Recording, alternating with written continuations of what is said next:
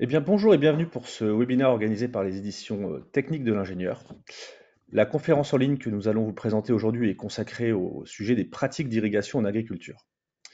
Donc, dans un contexte de raréfaction de la ressource eau en été, les acteurs industriels doivent être de plus en plus attentifs à leur prélèvement et à leur consommation. C'est une problématique centrale auquel le secteur agricole ne fait pas exception. En agriculture, l'irrigation constitue une solution qui permet d'optimiser les apports d'eau pour s'adapter au mieux aux besoins spécifiques des cultures et pour être le moins possible tributaire des aléas météorologiques.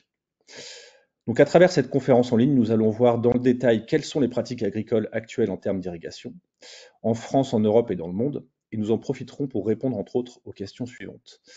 Comment évoluent les pratiques d'irrigation? L'irrigation est-elle aujourd'hui nécessaire? Où se situent les prélèvements liés à l'activité agricole par rapport aux autres secteurs industriels? Quels sont les co-bénéfices liés à l'irrigation? Quelles sont les innovations techniques qui permettent d'optimiser les pratiques d'irrigation? À ce propos, n'hésitez pas à poser vos questions via l'encart situé en haut à droite de votre navigateur. Nous y répondrons à la fin de cette présentation. Pour animer cette conférence et répondre à vos questions, nous accueillons Sabine Batteguet, qui est responsable environnement à GPM et animatrice au sein de l'instance Irrigants de France. Bonjour Sabine. Bonjour à tous. Sabine, je vous laisse sans plus attendre la parole pour démarrer cette présentation. Je précise deux choses juste avant. Toutes les données utilisées lors de cette présentation sont sourcées et donc accessibles à tous. Vous pourrez les retrouver sur les diaporamas. Dernière chose, le webinaire est enregistré, donc vous aurez accès à tous les éléments présentés a posteriori de ce webinaire. Sabine, c'est à vous. Merci beaucoup Pierre. Donc tout d'abord, je vais quand même présenter voilà la structure pour laquelle je travaille. En fait, c'est une structure, une organisation professionnelle agricole qui réunit donc 9 organisations nationales. Donc voilà, vous avez sous les yeux la liste des cultures concernées, qui réunit également 49 départements de groupements d'irrigants. Et puis voilà, on a un bureau de 14 membres qui est assis sur une représentation géographique par agence de bassin. Donc voilà très rapidement Irrigants de France. Voilà, il nous a semblé important déjà de situer l'irrigation par rapport au reste du monde. Ce qu'il faut savoir, c'est que dans le monde, on a 277 milliards d'hectares qui sont irrigués. Ça représente 20% de la SAU mondiale. Vous avez, selon le jeu de couleurs, vous pouvez voir un petit peu les zones particulièrement irriguées et celles qui le sont moins. Et ces 20% de la SAU fournissent, bon an, mal an, à peu près un tiers de l'alimentation mondiale. Donc effectivement, l'irrigation participe grandement donc à la sécurité alimentaire dans le monde. L'agriculture irriguée représente 70% des prélèvements d'eau douce dans le monde. Donc là aussi, c'est des sources de la FAO et c'est à peu près entre 9 et 11% en France. Et effectivement, l'UNESCO, dans le rapport de la FAO 2021, précise que voilà, à partir du moment où on souhaite accroître la production agricole, on peut l'accroître effectivement à travers la possibilité d'irriguer. L'irrigation en France et également dans le reste de l'Europe. Il faut savoir qu'au niveau européen, donc on a énormément de données statistiques à travers Eurostat. Donc Eurostat donne là aussi des éléments sur ce que représente l'irrigation en pourcentage de la SAU pour chacun des pays. Donc vous avez à droite une carte qui représente la France et vous pouvez voir qu'effectivement, certes, on irrigue dans le sud de l'Europe, c'est bien évidemment en Espagne, au Portugal, en Italie ou en Grèce, mais l'irrigation est également extrêmement présente dans les zones plus septentrionales, notamment les Pays-Bas ou l'Allemagne. Et vous avez une représentation de la France avec voilà, le pourcentage d'irrigation par SAU.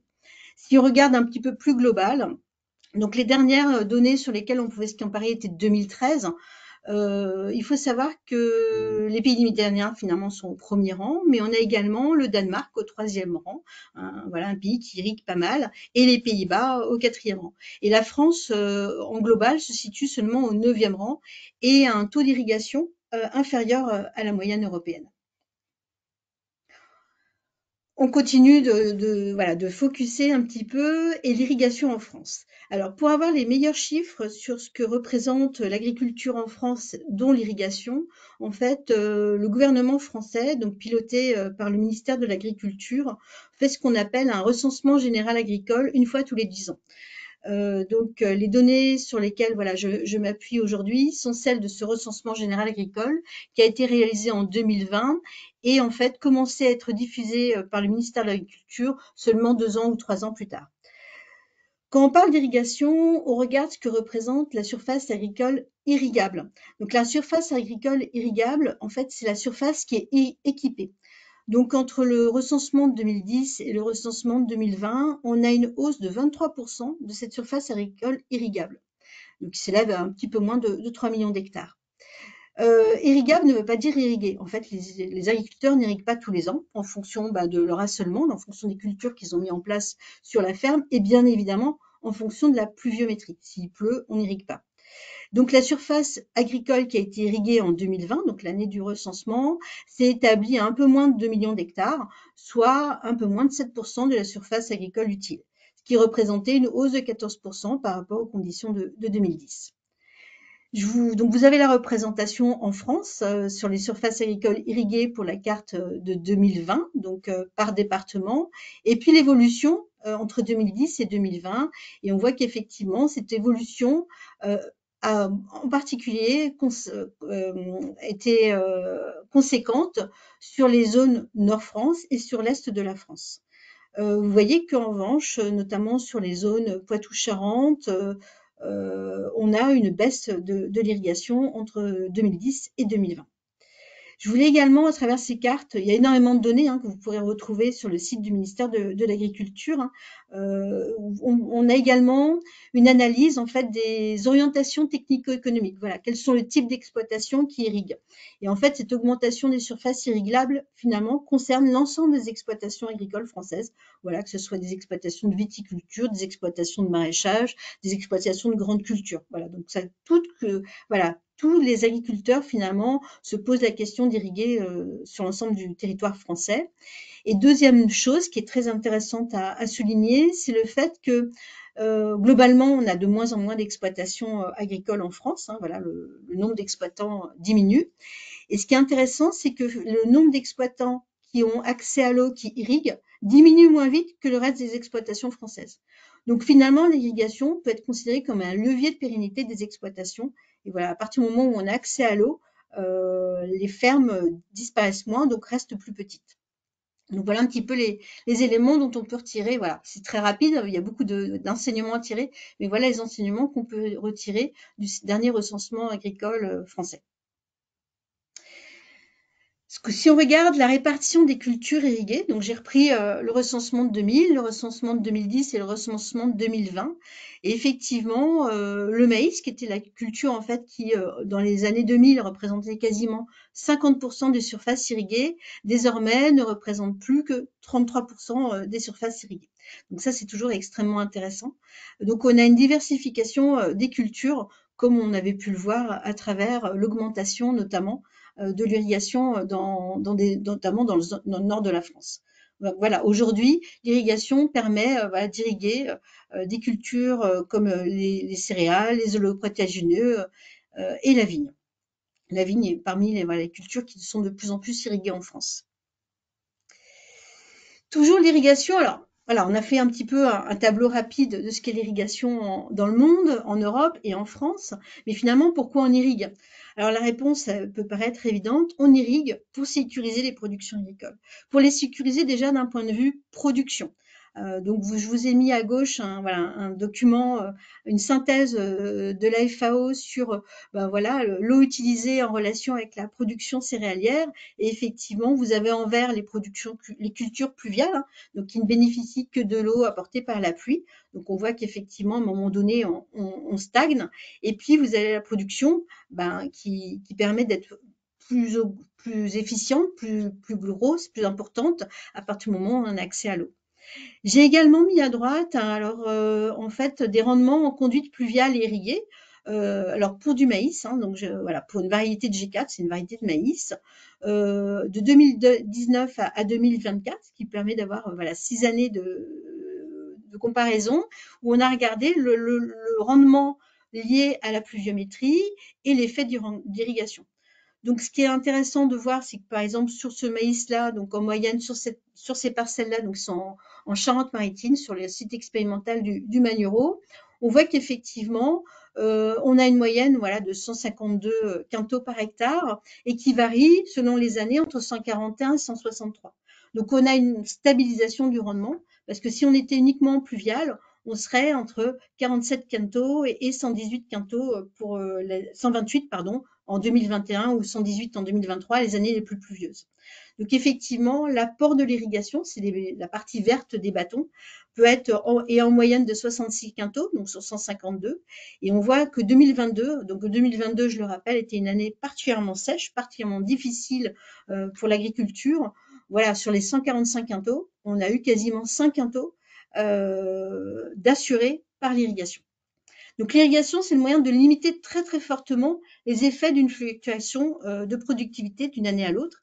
Et effectivement, le secteur agricole, comme tout secteur économique, a besoin de pouvoir voilà, stabiliser sa production et donc son revenu.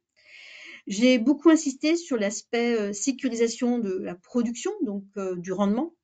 Il faut savoir également que l'irrigation est un moyen d'assurer la qualité de la production, en particulier pour les pommes de terre, pour les légumes industriels. Donc on a des cahiers des charges extrêmement précis sur l'aspect qualité de la production. Et l'irrigation, par exemple, permet de sécuriser pour les haricots verts le moins de fils possible. Voilà, aujourd'hui, un consommateur ne souhaite pas avoir de fil dans les haricots verts qu'ils consomment, que ce soit dans des boîtes de conserve ou au niveau de la congélation. Donc voilà, l'irrigation est également le moyen de sécuriser cet aspect qualitatif demandé par le consommateur. L'irrigation, donc je commence à aborder un petit peu les aspects production, économique. Voilà, le secteur agricole étant également un secteur économique, mais il faut savoir que l'irrigation, ça coûte cher. Alors, vous avez ici donc des données qui sont issues de voilà de travaux qui ont été présentés par Arvalis, Institut Végétal, qui est un institut qui travaille sur ces aspects-là. Donc, qui a regardé en pourcentage la répartition des charges. Donc, vous avez pour ceux qui sont habitués, les charges opérationnelles et les charges fixes. Donc les charges fixes, c'est tout le matériel, c'est l'agriculteur voilà, a son propre matériel, l'entretien, un abonnement EDF, parce que voilà, il faut pouvoir pomper l'eau pour l'amener jusqu'à la parcelle. Et vous avez également les charges opérationnelles, parmi lesquelles les charges liées à l'agence de l'eau. Donc j'insiste un petit peu là-dessus, parce que c'est vrai qu'il y a des fois des idées préconçues ou des fausses idées qui peuvent circuler, comme quoi l'agriculteur ne paye pas l'eau. Ce n'est absolument pas vrai, l'agriculteur paye l'eau. Il a un dispositif de comptage, donc l'agriculteur a des compteurs d'eau qui permettent de calculer en début de campagne et en fin de campagne d'irrigation quelle a été la quantité d'eau que celui-ci a prélevée. Et à partir du moment où il a prélevé de l'eau, il est redevable auprès de son agence de l'eau de redevances qui sont liées et calculées en fonction du volume qui a été prélevé. Donc tous les ans, l'agriculteur voilà, paye son eau. Et il y a des compteurs, contrairement à ce que des fois on peut entendre à gauche ou à droite. Et si on regarde ensuite, voilà, j'ai refait le calcul pour un maïs irrigué avec Arvalis. Donc effectivement, il y a des charges de mécanisation. Voilà, donc tout ce qui est tuyaux, matériel, donc qui compte à hauteur de 12% dans le coût de production du maïs. Et puis, il y a tout ce qui est lié à l'eau. Donc, grosso modo, en 2024, on avait à peu près 20% des charges qui sont des charges liées à l'irrigation. Donc voilà, l'agriculteur c'est un coût, l'irrigation représente un coût, voir lui de savoir s'il est prêt à mettre en œuvre voilà cet investissement et à mettre en œuvre ce coût. Mais voilà, dans certaines conditions climatiques, ce coût est largement, enfin, est intéressant au regard de la sécurisation qu'il a de sa production.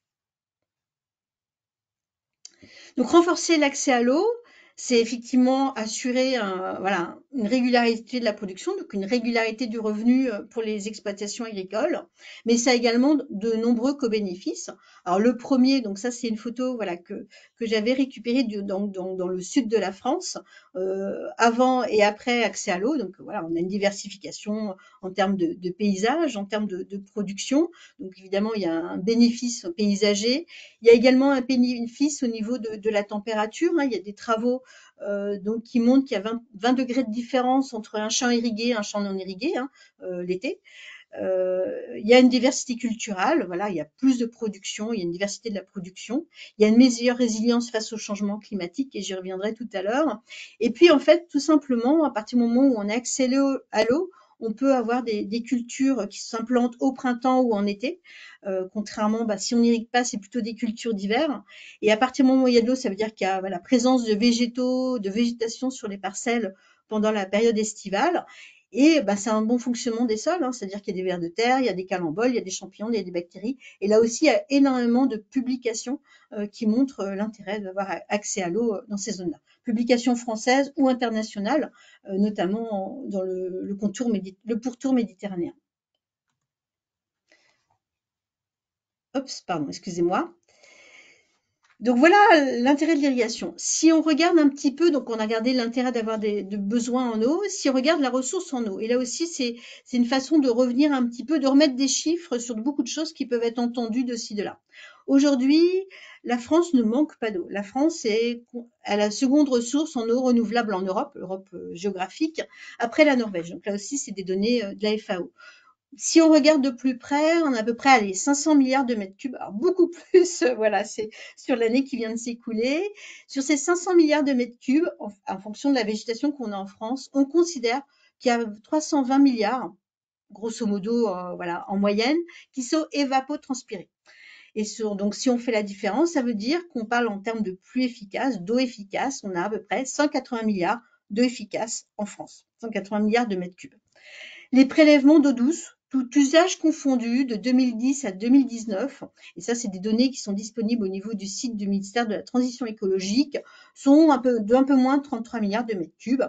Et je vous disais, selon les années, alors en moyenne, sur cette période-là, on est à 9% pour l'agriculture, on va dire qu'on est à 10%. Vous voyez, on est à peu près à 3 milliards de mètres cubes pour l'agriculture. La ressource en eau en France, voilà, je vous l'ai représentée. Il y a énormément de cartes qui existent. Donc voilà un petit peu, vous voyez, la France par rapport à la disponibilité. Donc c'est la disponibilité mondiale d'eau douce dans le monde. Donc voilà, la France ne manque pas forcément d'eau. On en a même d'ailleurs plus que notre voisin allemand. Donc les prélèvements en eau en France. Donc les prélèvements, il y a différents usages. Donc voilà, je vous ai remis, hein, vous avez le lien pour l'ensemble des statistiques qui sont disponibles. Donc on a l'usage eau potable, qui est un usage effectivement prioritaire, et c'est inscrit comme tel dans le code de l'environnement. Il y a l'usage agricole, il y a l'usage industriel.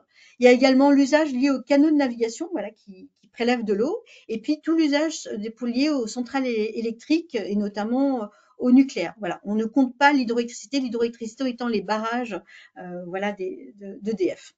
Donc vous voyez qu'effectivement, les prélèvements en millions de mètres cubes, donc c'est en 2019, voilà, varient en fonction des zones. Et vous voyez effectivement ce que représente l'agriculture. Donc c'est la partie camembert qui est verte.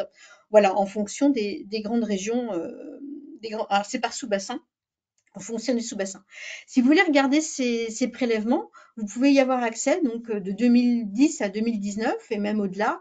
Vous avez l'ensemble des statistiques. Alors vous les avez par sous-bassin versant et vous les avez également par département. Donc vous avez voilà tous ces éléments-là pour l'ensemble des usages. Donc vous pouvez effectivement retravailler dessus et c'est à partir de ces éléments-là qu'a été faite la carte. Donc vous avez d'autres façons de les regarder. Donc ça m'a semblé intéressant de vous montrer voilà, sous forme de bâton de 2000 à 2019 les différents prélèvements. Et vous voyez que c'est entre guillemets relativement stable en fait. Et notamment, voilà, vous avez la représentation de l'agriculture, donc en vert, le bâton vert, qui varie, mais qui varie en fonction en fait de l'année. Voilà, plus l'année est pluvieuse, moins l'agriculture prélève d'eau. Vous avez également la possibilité de, voilà, donc j'ai représenté la moyenne des différents usages, donc eau potable, agricole, industrie, alimentation des canaux et refroidissement des centrales, en fonction de l'origine de l'eau, eau souterraine, eau de surface. Donc voilà, effectivement, il y a toutes les notions d'hydrologie qu'il faut avoir aussi en tête, savoir où on prélève l'eau, à quel endroit et à quelle profondeur. Donc, vous voyez, l'usage agricole, donc vous avez une grande majorité en fait de l'agriculture qui prélève en eau de surface et un petit peu moins en eau souterraine. On focalise encore plus sur les prélèvements d'eau parce que c'est ce qui nous intéresse aujourd'hui, les prélèvements d'eau donc pour l'agriculture, donc en fonction des années. Donc on retrouve voilà les années sèches et les années humides. Voilà, 2020 est une année entre guillemets voilà pour l'agriculture un été sec. Donc on a quand même pas mal prélevé, hein, on était voilà sur le maximum. Et puis vous avez la superficie irriguée totale. Voilà, c'est le lien entre l'irrigation. Donc 2020, j'insiste un petit peu puisque c'est l'année de référence pour le recensement général agricole, qui était une année en fait de référence sèche, d'où les augmentations par rapport à 2010 que je vous ai resituées. Et puis vous avez les variations, voilà, des prélèvements. On n'a pas les variations de surface irriguée puisque, comme je vous le disais, il faut attendre tous les 10 ans. On les a que pour le maïs. En fait, tous les ans, dans le recensement, on a la surface en maïs, mais on n'a pas la surface globale. Donc voilà, vous voyez qu'on peut quand même s'appuyer sur énormément d'éléments factuels, officiels, pour pouvoir avoir une photographie exacte de ce qu'est l'irrigation en France. Alors, je voulais insister quand même aussi sur un paramètre. Je vous ai parlé de prélèvement. Les prélèvements, il y a des compteurs d'eau, donc on sait exactement ce qu'on prélève. Et c'est le camembert qui est à gauche, donc les prélèvements d'eau douce. Donc ça, c'est alimenté, on sait exactement ce qui se passe. Depuis en fait 2 ans, on parle de consommation d'eau douce. Alors la consommation d'eau douce, c'est quelque chose qui est calculé en fait à partir d'hypothèses.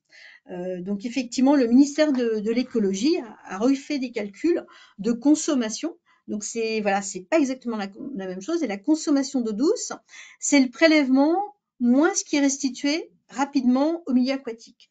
On considère que pour l'agriculture, 100% de l'eau prélevée a été absorbée par les plantes ou évaporée. Donc on considère que l'agriculture, alors sauf lorsqu'on est en irrigation gravitaire, mais on considère finalement que l'agriculture, la grande majorité de l'eau qui a été prélevée est consommée. Elle n'est pas restituée au milieu. Donc ça, c'est une hypothèse de travail. Et dans le cas d'EDF, EDF dit, voilà, dans le cas de nos refroidissements de centrales d'électrique, certes, nous prélevons beaucoup d'eau, mais nous la restituons. Donc en fait, ce calcul, et j'insiste beaucoup là-dessus parce que c'est de la communication, voilà, jusqu'à présent, jusqu'à il y a 2 ans, on parlait de prélèvement, et depuis 2 ans, on parle énormément de consommation. Donc pour le grand public, prélèvement, consommation, c'est un petit peu la même chose. En réalité, c'est pas du tout la même chose.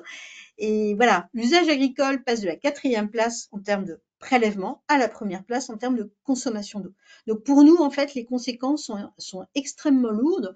On a eu énormément de coups de fil, d'interrogations de la part de journalistes qui nous disent mais finalement, vous êtes le premier consommateur d'eau, c'est la catastrophe, comment voyez-vous les choses? Alors qu'en réalité, en termes de prélèvement, on est seulement le 4e avec nos 3 milliards de mètres cubes. Donc voilà, c'est aussi pour vous dire que voilà, il y a beaucoup de communication et que les termes ont leur importance dans le domaine de l'eau, mais comme dans d'autres domaines. Et pour revenir sur le cycle de l'eau, voilà, qu'est-ce qui se passe lorsqu'on apporte de l'eau sur une parcelle? Donc en fait, on considère qu'effectivement, on parle souvent de perte d'évaporation. L'évaporation, lorsqu'on irrigue une parcelle, elle est autour de 3 à 5%. Elle peut monter à 15%, non pas quand on a du soleil en fait, mais quand on a du vent. Voilà, quand on a du vent, en fait, on augmente, enfin, je rentre pas dans les processus physiques, mais on augmente la possibilité pour l'eau de s'évaporer. Donc en fait, l'évaporation, c'est 3 à 5%. Et l'agriculteur, quand il y a du vent, en général, n'irrigue pas. Il a bien compris que voilà, il perdait de l'eau. Ensuite, la plante utilise cette eau et elle en évapotranspire 75%. Donc, il reste effectivement 25% de l'eau qui reste dans la plante. Et sur ces 25% de l'eau qui reste dans la plante, en fait, là, il y a, alors selon le type de culture, mais il y a une infime partie qui est réellement exportée lors de la récolte. Donc, moi, j'ai fait le calcul, voilà, pour un maïs. Je vous ai mis la base du calcul sous les yeux, voilà. Et finalement, dans un maïs qui est réellement exporté en dehors de la parcelle, ça représente 1,5 m3 d'eau par hectare. C'est extrêmement peu. Tout le reste, en fait, reste sur la parcelle au moment de la récolte, en fait, voilà, à travers ce qu'on appelle voilà, les résidus de récolte qui restent sur la parcelle, qui sont broyés, enfin voilà, Mais finalement, il n'y a que la partie du grain ou de la tomate, si on irrigue une tomate, qui est exportée. Donc il faut quand même toujours savoir de quoi on parle. Effectivement, au moment de l'irrigation, nous on considère qu'on ralentit le cycle de l'eau, mais l'eau, elle n'est pas perdue, elle n'est pas captée par l'agriculture. Voilà, elle est évapotranspirée, ce qui explique effectivement les différences de température dont je vous parlais tout à l'heure, hein, entre un sol nu et un sol irrigué, et puis elle est dans le sol.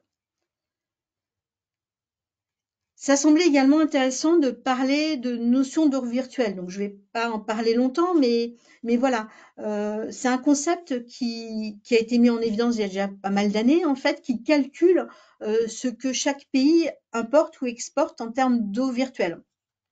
Donc c'était un concept assez explicatif, mais qui devient un concept de plus en plus politique.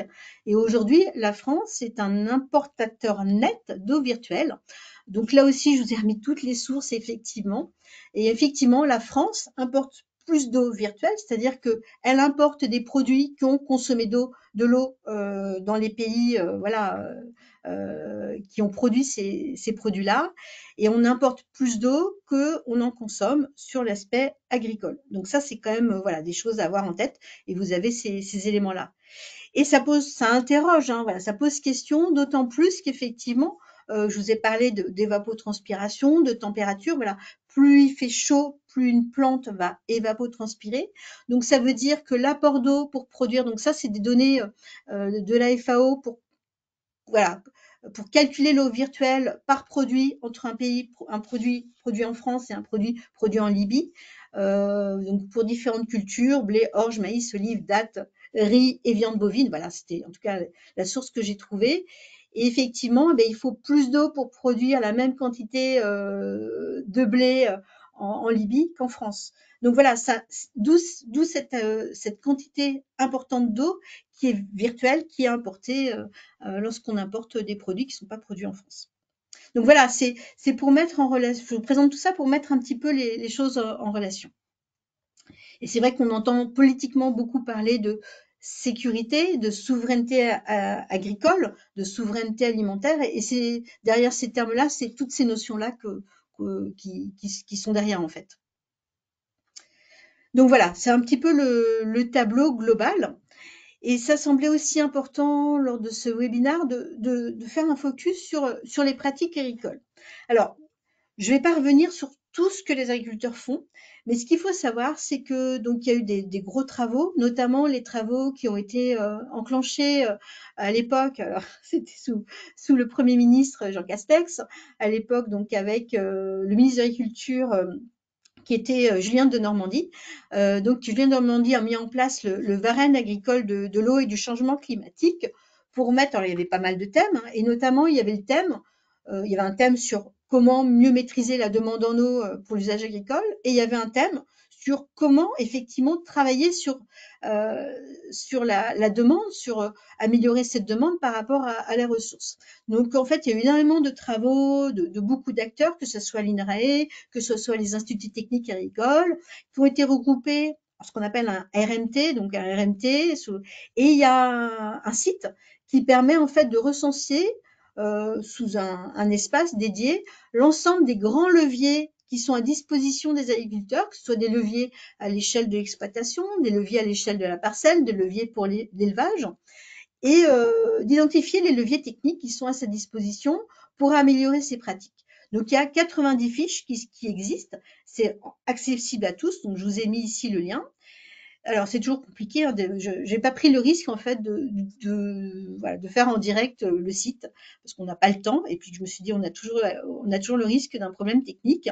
Mais en fait vous arrivez sur une page voilà cette page-là, et puis vous pouvez glisser l'agriculteur ou le technicien peut glisser la souris en se disant tiens, au niveau de mes bâtiments, qu'est-ce que je peux faire pour consommer moins d'eau, pour prélever moins d'eau, et par exemple sur la conduite, ma gestion du sol, ou sur le matériel végétal et assolement. Donc, il glisse sa souris.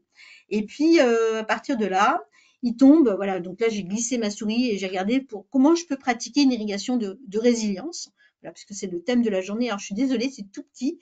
Mais effectivement, il peut accéder à l'ensemble des ressources disponibles. Donc, le technicien peut se dire, tiens, il y a de la biblio, il y a des articles très opérationnels qui existent.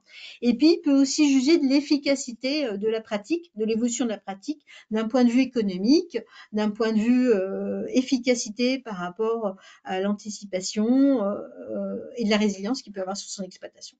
Donc voilà, je ne vais pas revenir sur toutes les pratiques, mais ce qu'il faut retenir, c'est qu'il y a eu énormément de travaux faits par le développement agricole, par la recherche, pour faire des choses qui soient utiles, utilisables et utilisées par les agriculteurs pour que les pratiques évoluent. Et elles évoluent. comment, comment on peut voir comment améliorer l'efficience? Donc c'est vrai que nous, enfin je dis nous, voilà, on parle peu d'économie, qui est souvent le terme utilisé dans la communication grand public. On parle d'efficience, c'est-à-dire comment améliorer la performance et l'efficience de mes pratiques d'irrigation, c'est-à-dire l'efficience, c'est-à-dire avec la même quantité d'eau, comment je peux produire plus, voilà, de ma production végétale ou à voilà, ou si je décide d'avoir, ou si j'ai accès à moins d'eau, comment je peux produire autant. Donc effectivement, il y a eu énormément de travaux. On s'est intéressé sur l'efficience de l'irrigation. Voilà, c'est un petit peu le graphe que je vous ai montré tout à l'heure sur du maïs, entre de l'eau qui est apportée par la pluie et de l'eau qui est apportée par l'irrigation. Comment je peux distribuer au mieux par rapport à mes parcelles, à mon système, mon dispositif global d'irrigation, comment je peux distribuer au mieux l'eau. Il y a également quel matériel je peux utiliser pour que l'eau qui soit apportée soit la plus utile et la mieux utilisée par la plante. Est-ce que je peux améliorer le stockage dans mon sol et par rapport à la consommation et la transpiration de la plante. Donc voilà, tout ça, c'est des choses qui ont été vraiment étudiées et notamment par l'INRAE. Je vous ai parlé du stock, comment il y avait la notion de comment je peux effectivement mieux stocker l'eau dans mon profil de ma parcelle. Et ça, c'est un petit peu, donc là, il y a eu beaucoup de travaux. Donc, je vous ai mis, voilà, il y a eu une thèse en fait dédiée à ça. Bon, bah évidemment, comme s'il y a des agronomes parmi vous, on sait, c'est extrêmement compliqué de regarder ce qui se passe au niveau de la plante, de regarder ce qui se passe au niveau du sol. Est-ce que je travaille ou pas mon sol? Qu'est-ce qui se passe? Est-ce que j'ai voilà, la surface du sol, comment ça transpire, comment ça ruisselle, etc. Donc, vous avez un petit peu l'explication sous forme voilà, de schéma de ce qu'il faut regarder. Des fois, il y a des effets positifs, des fois, il y a des effets négatifs. Et effectivement, si on fait la synthèse, et là aussi, alors, j'ai pas retrouvé l'article, hein, mais effectivement, la source, c'est l'EMR d'agroécologie, innovation, territoire. C'est l'équipe de Lionel Aleto. Lionel Aleto est énormément intervenu dans différents forums, différents colloques. Mais si vous tapez Lionel Aleto, stock eau dans le sol, vous allez retrouver énormément de choses. Il a notamment des diapositives. Et ce que cette équipe-là dit à l'issue de ce travail qui a été fait par le Thésard, c'est qu'effectivement, en agriculture de conservation des sols, donc l'agriculture de conservation des sols, pour ceux qui ne sont pas familiers, ça veut dire qu'on fait un semi-direct, qu'on a une couverture permanente des sols et qu'on diversifie les cultures, qui sont les trois piliers pour effectivement améliorer l'efficacité de l'eau. Donc, quand on est en agriculture de conservation des sols, eh ben, on considère qu'en fait, l'effet sur la réserve utilisable du sol, donc la réserve utilisable, c'est l'eau qui est contenue dans le sol, eh ben, c'est un effet de 5 à 8%. On améliore entre 5 à 8% cette réserve utilisable uniquement si ceci était dégradé au départ. Donc, quand on avait des sols mal foutus, en passant en agriculture de conservation des sols, on estime au maximum à 8% d'amélioration de la réserve utile. En revanche, lorsqu'on était sur des sols qui fonctionnaient bien, qui agronomiquement étaient pertinents, eh ben, l'effet, il est à peine visible. Et 5 à 8% de la RU, alors évidemment, ça dépend de la RU, ça dépend du type de sol. Si on regarde par rapport à une journée, c'est à peu près une journée d'évapotranspiration de la plante. Donc, c'est pas rien, mais c'est quand même très faible. Donc effectivement, certes, c'est un des leviers, mais c'est un levier parmi les autres. Et j'insiste beaucoup là-dessus parce qu'il y a une allocution de la ministre d'écologie, donc Agnès Pannier-Runacher, la semaine dernière, donc qui souhaite lancer effectivement une grande conférence nationale sur l'eau pour retravailler notamment les leviers d'amélioration au niveau agricole, et qui, dans son allocution, a tout de suite dit il faudra pouvoir stocker plus d'eau dans les sols. Certes, mais ça ne sera pas le principal levier à disposition des agriculteurs. L'un des leviers, c'est notamment le matériel, en fait. Voilà, c'est le système d'irrigation. Donc là, il y a eu un très gros travail fait par une équipe de l'INRAE. Donc il y a une publication, donc c'est illisible, mais voilà, si vous cliquez, vous pourrez récupérer. Donc c'est un document, un rapport assez complet de plusieurs dizaines de pages. Là ici, j'en ai fait un extrait sec notamment sur quelles sont les économies d'eau en pourcentage si j'ai un matériel ancien, un matériel récent, plus récent. Alors selon le type de matériel, pour même type de matériel. Donc, à partir du moment où je modernise, vous voyez, je passe d'un enrouleur ancien à un enrouleur nouveau, je gagne 10%. Donc, c'est quand même des chiffres qui sont intéressants. Et si en plus je change de matériel, je passe par exemple d'un enrouleur à du goutte à goutte, alors c'est plus ou moins possible voilà, sur le type de culture, et ben on peut aller jusqu'à 35% d'économie d'eau. Donc c'est pas rien et ça c'est des leviers dont les agriculteurs s'emparent en fait. Hein. Donc on sait que le matériel, malheureusement on a une vision seulement tous les 10 ans, mais on sait pertinemment à travers le suivi des ventes de matériel et puis parce que aussi il y a eu des systèmes d'aide pour pousser donc les agriculteurs à modifier, à changer leur matériel et aller vers du matériel plus innovant, plus moderne, on sait que ces systèmes d'aide partent en quelques semaines. Donc il y a une vraie appétence, il y a un vrai intérêt des agriculteurs pour changer le matériel, pour économiser. Donc voilà, ça c'est des chiffres, on va pas revenir. Et je voulais également revenir sur le fait que il y a le matériel et il y a également tout ce qui concerne les outils de la décision. Je sais plus si j'ai pas mis de diapo, mais effectivement, aujourd'hui, il existe énormément d'outils à la disposition des agriculteurs pour savoir à quel moment je déclenche mon irrigation en fonction de où en est ma réserve dans le sol. Donc en fait, les agriculteurs mettent en place ce qu'on appelle des sondes capacitives. Donc ils mettent en fait, on enfonce des bâtons et on peut mesurer en temps réel la quantité d'eau qui est encore présente dans le champ et donc disponible aux plantes au niveau du système racinaire. On a également des systèmes qui peuvent euh, avoir en fonction du stade de la plante, et là on passe souvent par des images satellites qui nous disent voilà la plante arrive au stade physiologique où elle a besoin d'eau, parce que la plante n'a pas tout le temps besoin d'eau, pas besoin en tout cas de la même quantité, selon le stade physiologique auquel elle est. Et puis, bien évidemment, on a quand même Météo France, voilà, qui est un système ultra performant qui permet d'avoir des éléments à plus 7 jours. Donc, en fait, ces outils-là, voilà, utilisent ce qui se passe dans le sol, utilisent ce qui se passe au niveau de la plante et utilisent les données météo prévues à 7 jours, de façon à ce que l'agriculteur dise, est-ce que je déclenche mon irrigation? Si oui, quelle est la quantité dont va avoir besoin ma plante si je la déclenche? Donc voilà, aujourd'hui, on peut à la fois choisir le moment où on irrigue, la quantité qu'on va apporter, et ceci avec du matériel de plus en plus innovant. Donc les choses évoluent. On a des fois du mal à les estimer parce que, comme je vous disais, on a un recensement général agricole une fois tous les 10 ans, mais les choses évoluent. Donc ça, c'est quand même des choses, et elles évoluent aussi parce que c'est un coût pour l'agriculteur. L'avenir, je vois qu'il nous reste 5 minutes finalement, voilà. Donc on aura le temps des questions.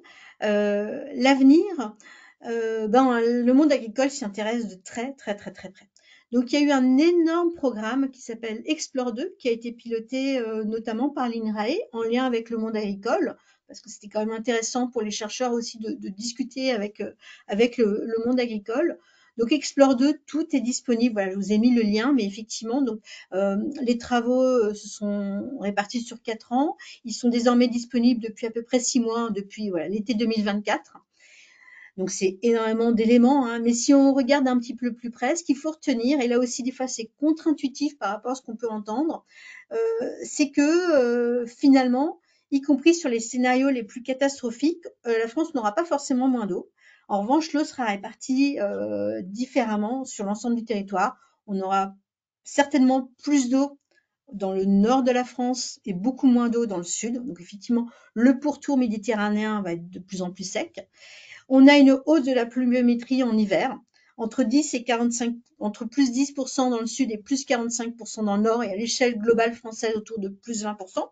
Donc on aura voilà, plus d'eau en hiver. Et ce qui est également sûr, c'est qu'on aura une diminution des précipitations en été. Et à l'échelle France, ça pourrait être à moins 25%. Donc voilà, ça c'est très intéressant. Mais à l'échelle globale France, on n'a pas forcément moins d'eau. Et on regarde souvent le niveau des nappes. Et en fait, on va là aussi, c'est contre-intuitif et c'est des fois pas ce qu'on entend. Du fait de cette pluviométrie qui va augmenter en hiver, donc c'est le moment de la recharge des nappes, et ben, par rapport à ce qu'il y a aujourd'hui, on va avoir une augmentation des niveaux de nappes dans le scénario de plus forte émission, hein, donc le scénario le plus pessimiste. Explore 2 donc annonce, donc Explore 2 a travaillé sur les données du GIEC, annonce effectivement un niveau des nappes qui pourrait augmenter, notamment sur les nappes du bassin parisien, les nappes de Basse-Normandie, des régions Hauts-de-France et du Nord Bassin-Loire. Donc sur le nord de la France, on pourrait avoir, d'après les prévisions d'Explore 2, une augmentation des nappes, mais une diminution des niveaux des nappes, notamment sur la façade ouest, en Bretagne, en Poitou-Charentes, dans le département du Tarn-et-Garonne et également en Alsace.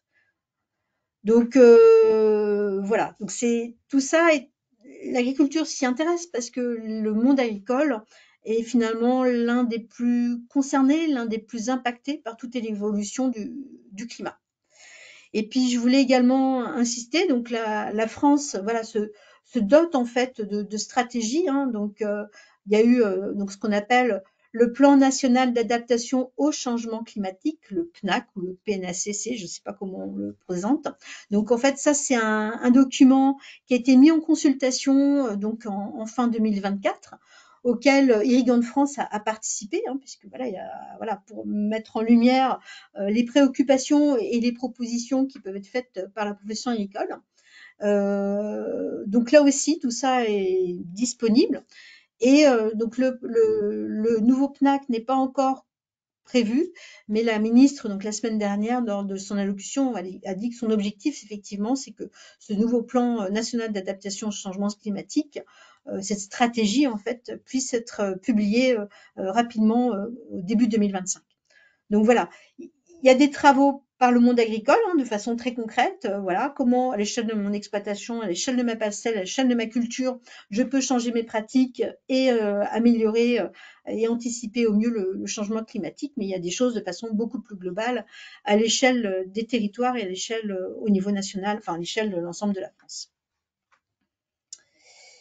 Voilà, donc en conclusion, ce qui est important de retenir, hein, voilà, on a fait en 45 minutes ce qui pourrait nous occuper une journée entière. Voilà, donc c'est un petit peu au pas de course, mais ce qu'il faut retenir, c'est que l'eau en agriculture fait l'objet de débats passionnés. Voilà, je ne vais pas revenir là-dessus, mais effectivement, et on en entend de plus en plus parler, y compris dans des médias grand public. Mais l'irrigation, finalement, c'est le moyen qu'a trouvé l'humanité, parce que l'irrigation, elle existe quasiment depuis le début, hein, depuis le néolithique, pour garantir la quantité et la qualité des récoltes partout dans le monde. Voilà. Ça permet de pouvoir lisser la production agricole produite. Donc, donc ça permet d'assurer la sécurité alimentaire. En France, l'irrigation, elle est gérée. Voilà, l'eau, elle est apportée au bon moment et en quantité optimale. Et l'irrigation, lorsqu'on prélève de l'eau, eh bien, on la paye. Voilà, il y a une redevance et voilà, l'irrigant. Et en plus, l'irrigant peut être contrôlé, hein. J'insiste quand même lourdement là-dessus. Quand il y a des arrêtés sécheresse qui concernent au départ les usages liés au jardin ou au lavage de voiture, il y a énormément de dénonciations du voisin agriculteur qui, lui, continue à irriguer. Mais parce qu'il a le droit. Voilà. Et en général, il est contrôlé, hein. Euh, Ce qu'il faut également retenir, c'est que les pratiques autour de l'eau en France ont évolué et elles continuent d'évoluer. Il y a de la recherche, il y a une recherche assez dynamique sur le sujet et il y a un transfert là aussi vers les exploitations qu'on peut considérer comme dynamiques. La France, contrairement à d'autres pays en Europe et dans le monde, dispose voilà, d'énormément d'organisations agricoles, les chambres d'agriculture, les coopératives, voilà. Et donc, il y a du conseil fait autour de l'irrigation et de l'accès à l'eau. Si on a du changement climatique, eh ben, il n'y a pas photo. Si on n'irrigue pas, va falloir s'adapter quand même. Et si on irrigue, il faudra également s'adapter. Donc effectivement, et on le voit déjà, on voit que, y compris entre le recensement de 2010 et 2020, eh ben voilà, on a eu quelques étés secs entre temps et les agriculteurs ben, commencent voilà enfin, à investir voilà dans l'irrigation. Donc les leviers pour s'adapter, bah, ils sont multiples, ils sont incrémentaux, ils sont systémiques. Voilà, je vais pas revenir là-dessus, mais c'est toujours global, à l'échelle d'un territoire, à l'échelle d'une exploitation, à l'échelle de la parcelle qu'on travaille. Et puis l'accès à l'eau est une condition en fait pour maintenir. Après, c'est un choix politique, hein, mais pour maintenir la production de cultures de printemps et d'été. Or, tous les légumes, bah, c'est des cultures de printemps et d'été. Voilà, donc et les cultures d'hiver, de plus en plus, on irrigue également. On irrigue du colza pour le faire lever parce que le colza est semé effectivement au mois d'août. Et finalement, on se rend compte que ben, si on n'irrigue pas le colza, ça va être très compliqué. On irrigue du soja, on irrigue finalement, voilà, on irrigue beaucoup de choses. Et parmi donc les choix pour avoir accès à l'eau sont au cas par cas. Vous avez vu que quand même l'accès à l'eau pour l'agriculture, c'est beaucoup lié aux eaux de surface.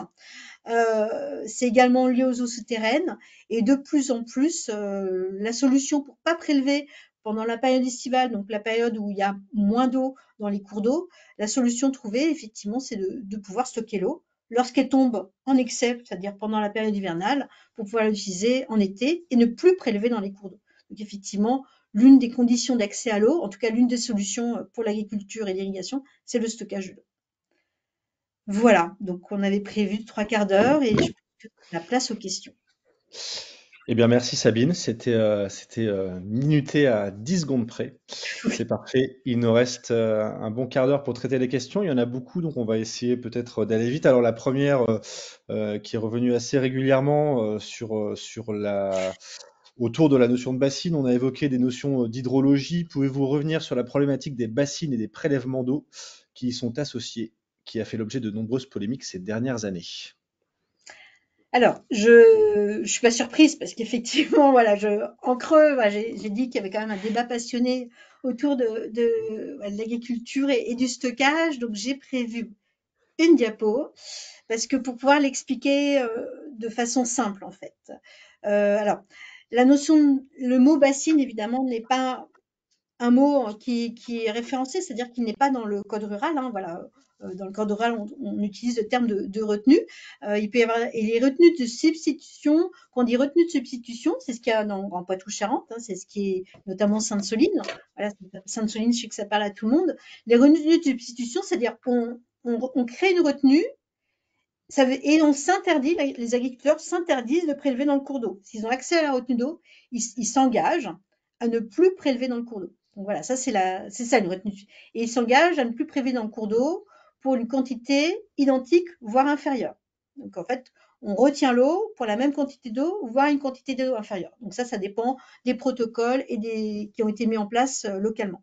Mais des fois, effectivement, souvent d'ailleurs, ils s'engagent à utiliser moins d'eau, ce qui est permis à travers les leviers qu'on a identifiés sur le matériel, etc., etc.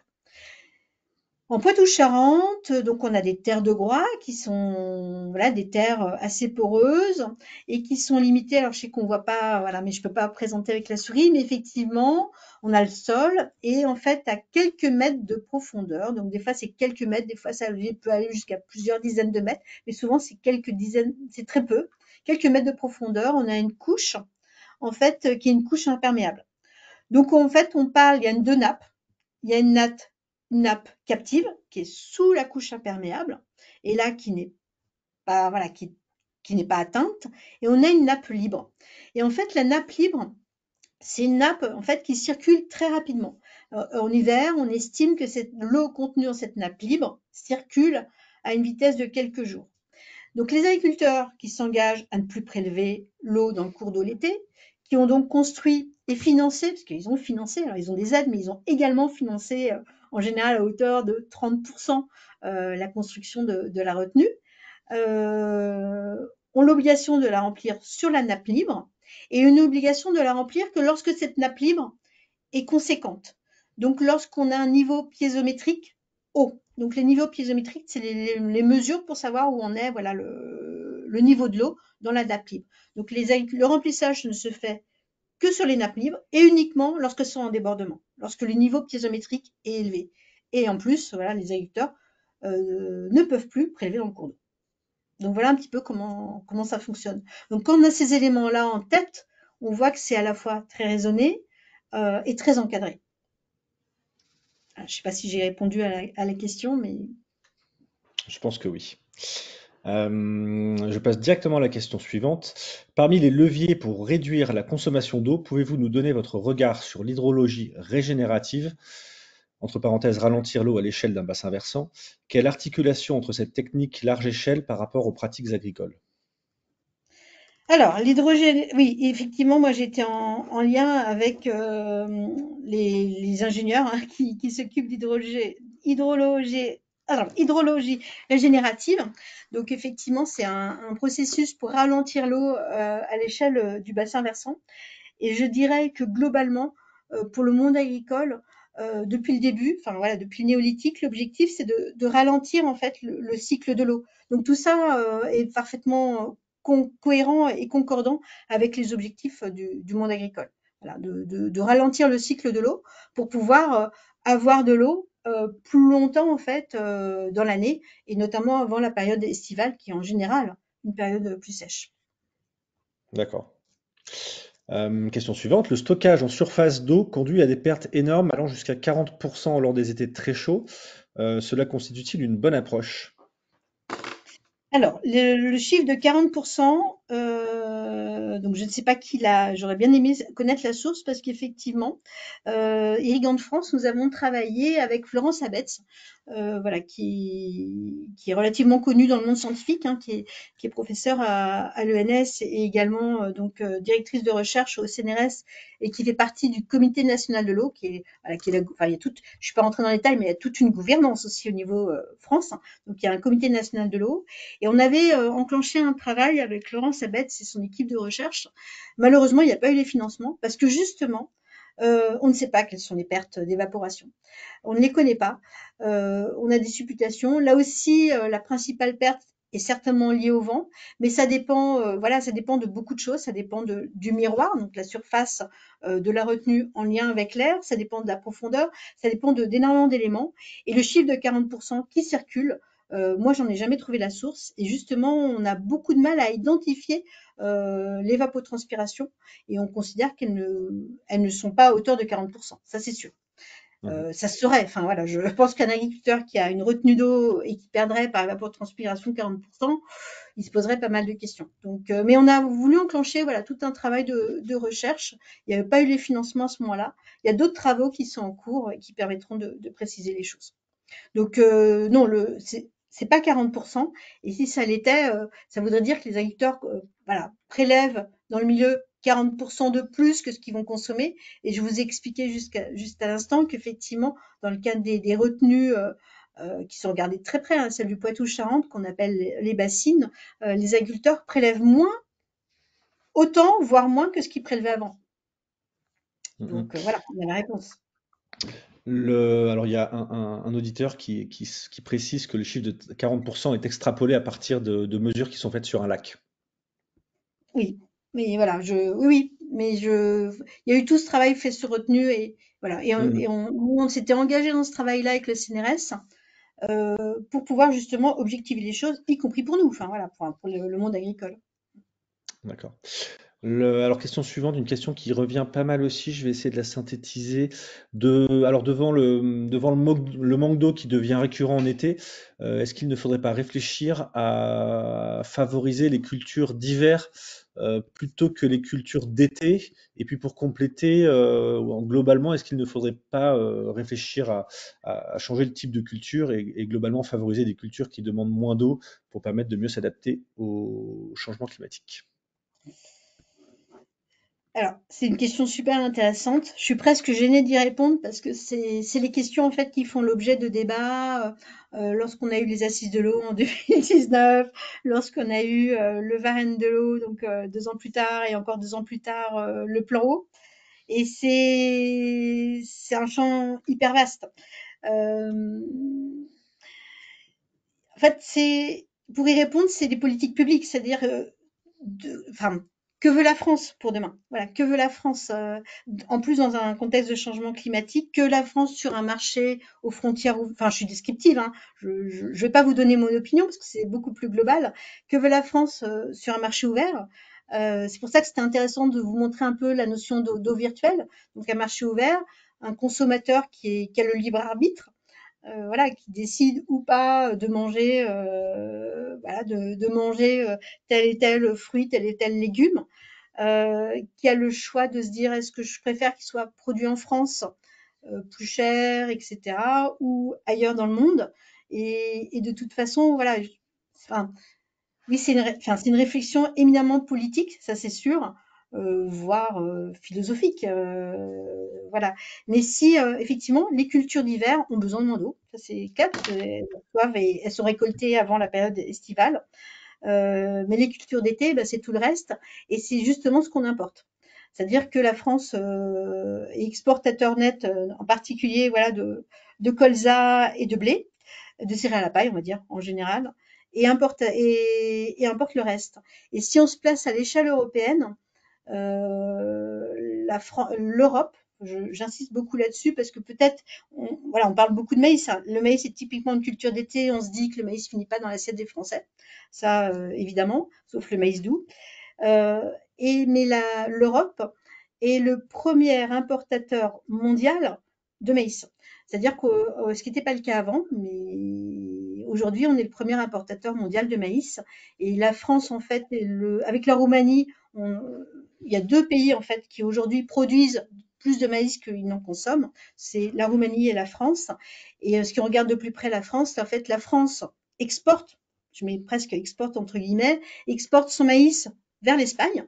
Donc, en fait, le maïs produit dans le sud-ouest sert à alimenter les cheptels espagnols à quelques kilomètres, hein, quelques centaines de kilomètres, ou exporte vers les Pays-Bas, qui sont également, les Pays-Bas étant un très gros pays producteur de lait, notamment, de lait et de viande. Donc voilà, donc changer de culture, bah, c'est pas si simple. Et puis après, en termes d'agronomie, il y a la notion de rotation, il y a la notion, enfin voilà. Donc en général, il est très intéressant aussi de pouvoir tourner et de passer de cultures de printemps à des cultures d'hiver. Ça fait partie du principe même de l'agronomie et de système de rotation pour un agriculteur qui a une réflexion à l'échelle voilà, de son exploitation. Donc ça, bon, j'espère que j'ai été claire, mais c'est une vraie question de société et une question de politique. Mm, mm. Mm, mm. Très bien. Peut-être une dernière question, et puis après des petites questions auxquelles on pourra, à mon avis, apporter des réponses plus concises pour terminer. Quels peuvent être les co-bénéfices de l'irrigation sur l'emploi? Alors c'est vrai que comme on est aujourd'hui, voilà, Pierre, qu'on avait préparé un petit peu ensemble, on se disait voilà, c'est un public qui est quand même scientifique, mais vous avez raison. Donc volontairement, je me suis dit bon, je vais pas rentrer dans l'économie, mais évidemment l'économie, enfin je ne suis pas rentrée directement dans l'économie, euh, au-delà des aspects production agricole. Mais c'est un sujet éminemment important. La plus grosse étude qui a été faite sur ces aspects-là a été faite en fait, elle a été demandée par l'agence de l'eau Adour-Garonne, notamment parce que ça sera le bassin Adour-Garonne. Donc en France, on réfléchit à l'échelle des bassins, hein. Donc le bassin Adour-Garonne est l'un des bassins qui se pose le plus de questions parce que ça sera l'un des bassins qui à terme peut manquer d'eau d'après les projections, notamment d'experts d'eau. C'est également un bassin extrêmement attractif. Je pense à la ville il y a des grosses métropoles comme Toulouse, voilà, qui sont extrêmement attractives. Donc, il va quand même falloir pouvoir alimenter en eau potable la population qui s'implante. Et ça reste aussi un des bassins les plus, qui irrigue le plus. Donc, il y a donc une analyse qui a été faite. Donc là aussi, tout ça est publié, sourcé, etc. Donc sur la contribution de l'agriculture irriguée à la production agricole. Donc c'est voilà, en fait, il y a 10% de la SAU qui est irriguée. Donc si on met en relation avec le chiffre national de 6,8%, voilà, vous avez donc on est quand même sur un peu plus. Et si on enlève le vin, parce que le vin c'est toujours un peu à part, le vin c'est beaucoup de valeur ajoutée, mais si on enlève le vin, en fait, bah, sur ces 18% de la production végétale sur ces 10%-là, et surtout c'est 41% de la valeur de la production. Donc voilà, c'est 2 milliards, donc c'est pas négligeable en fait à l'échelle d'un territoire économique. Et puis c'est aussi de l'emploi. Donc ça a été mesuré, chiffré. Donc voilà, c'est 17% de l'emploi sur cette zone-là bah, sont liés à l'irrigation. Et puis voilà, il y a des entreprises parce il y a l'agriculteur, mais l'agriculteur, c'est le premier maillon de la chaîne dans l'agroalimentaire. Et c'est vrai que ça aussi, c'est toujours important voilà, de pas seulement focaliser sur l'agriculteur, qui l'agriculteur répond aussi à une demande de filière. Il y a des fois des cahiers des charges, je l'évoquais tout à l'heure avec les pommes de terre ou les légumes de conserve, il y a des cahiers des charges. Donc l'agriculteur répond à une demande de filière. Et derrière, il y a de la souveraineté alimentaire, bien évidemment, il y a aussi de l'emploi. Il y a des entreprises agroalimentaires, etc., etc. Donc tout ça a été chiffré. Vous avez les chiffres ici et on les rajoutera au webinaire, comme ça vous pourrez y avoir accès et retrouver les sources. Très bien, très bien. Quelques petites questions très rapidement. Est-ce que la consommation d'eau pour abreuver les animaux représente une proportion importante dans la consommation ou prélèvement pour les usages agricoles? Alors non, non, non, en fait, alors elle est plus ou moins estimée, mais alors quand on regarde les prélèvements agricoles, la grande, je sais plus si j'ai remis les chiffres et je veux pas vous dire de bêtises. C'est quelques pourcents. Je sais plus si je l'ai remis. Je veux pas vous dire de bêtises. Non, je l'ai pas remis ici. J'aurais pu le remettre ici. Mais en fait, non, l'abreuvement, c'est quelques pourcents. Alors, l'abreuvement des animaux, en règle générale, c'est pas de l'eau potable, hein. Enfin, c'est pas de l'eau potable. Donc, les animaux, voilà, sont abreuvés. Alors, c'est de l'eau qui doit quand même respecter un certain nombre de seuils au niveau qualité sanitaire. Mais c'est pas de l'eau potable. Et c'est de l'eau potable, les années catastrophiques, ça a été de l'eau potable en 2022. Donc ça a été très très problématique parce qu'en plus, voilà, les cheptels ont tiré sur l'eau potable qui des fois était aussi un petit peu juste pour le reste de l'alimentation. Je ne veux pas vous dire de bêtises, mais c'est quelques pourcents. D'accord. D'accord, d'accord. Euh, on arrive au bout du webinaire. Je vais encore peut-être poser une ou deux questions très rapides. Est-ce que la culture des rizières par submersion est considérée comme de l'irrigation? Oui, alors oui, oui, c'est de l'irrigation, effectivement. Bon, en France, ça ne concerne que la partie, la riziculture est vraiment circonscrite. Alors, c'est de Hmm. l'irrigation gravitaire. Bah, c'est bien, tiens, c'est bien que je sois restée là-dessus. Donc, l'irrigation gravitaire, c'est un vieux système, hein, c'est quasiment mis en place, voilà, depuis l'époque romaine, hein. Enfin, donc, c'est faire venir l'eau des Alpes, notamment par le canal de la Durance, alors qui date pas de l'époque romaine, mais et faire venir l'eau par des canaux. Et donc, c'est ce qu'on appelle l'irrigation gravitaire. Donc, elle a énormément baissé. Elle reste encore un petit peu présente dans le sud-est, mais même dans le sud-est, ça a beaucoup, beaucoup progressé, en diminuant en fait. Et effectivement, c'est là que 80% de l'eau prélevée retourne au milieu aquatique. Voilà. Et on a une consommation de 18%. Donc, ça représente, voilà, ça représente, oui, une part de l'irrigation en France, mais qui est assez ponctuelle, on va dire. Très bien. Une toute dernière question et après on close ce webinaire. Est-ce que le goutte à goutte est comptabilisé, y compris sous serre, sachant que le marécage occupe relativement peu de SAU, mais consomme beaucoup? Le maraîchage. Donc, est-ce que le goutte, alors excusez-moi, le goutte à goutte est compté dans les prélèvements ou? Ouais, ouais. Ah ben oui, oui, oui. En fait, alors je vais peut-être pas être assez claire, mais les chiffres, voilà, ces chiffres-là, c'est ce que l'agriculteur Mhm. prélève en fait. Donc, ce qu'il a déclaré comme prélevé et sur lesquels il paye une redevance. Donc, à partir du moment où on prélève de l'eau, que ce soit de l'eau en cours d'eau ou de l'eau avec un forage, donc de l'eau souterraine, euh, c'est ce qui est le prélèvement agricole. Et après, à charge à l'agriculteur d'utiliser cette eau comme en fonction de ses cultures, en fonction de son voilà, et en fonction de son matériel. Donc le goutte à goutte est une façon d'utiliser l'eau pour l'agriculteur. Et en général, le goutte à goutte est utilisé parce que voilà, ça oblige à ne plus labourer du tout. Donc, on ne peut pas déterrer le goutte à goutte. Donc, en général, le goutte à goutte est utilisé en vigne. Donc, c'est pour ça aussi que la population française sous-estime, en tout cas n'a pas en tête, le niveau d'irrigation de la vigne, parce qu'en fait, on ne le voit pas. C'est également utilisé beaucoup en maraîchage, comme vous le soulignez, et puis en arboriculture. Très bien, très bien. Eh bien, je vous propose qu'on clôture le webinaire là-dessus. Sabine, merci beaucoup pour cette présentation et toutes les réponses aux questions.